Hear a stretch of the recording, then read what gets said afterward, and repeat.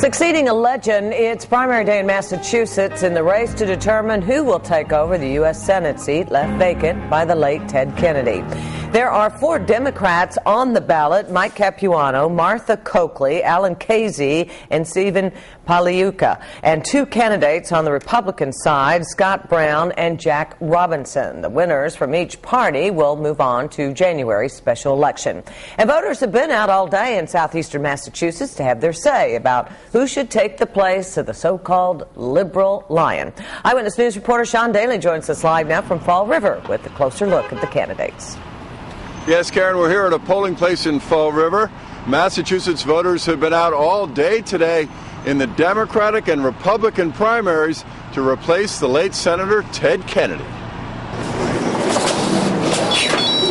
Thank you. Even as voters cast their ballots, the candidates are still selling themselves.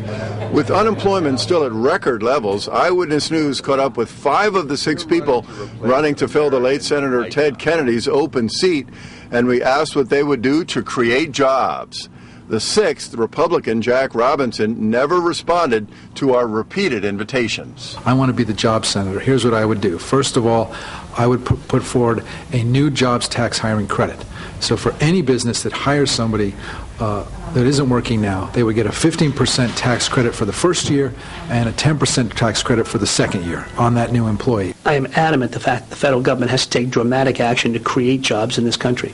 Again, we've saved a lot of jobs, and saving a job is critically important, and we need to continue doing that as well. But we can't just sit back and pretend the economy is going to fix itself. It won't. The federal government has to take action. Answers? Yours? What? Well, certainly it's not a second stimulus because the first one hasn't worked.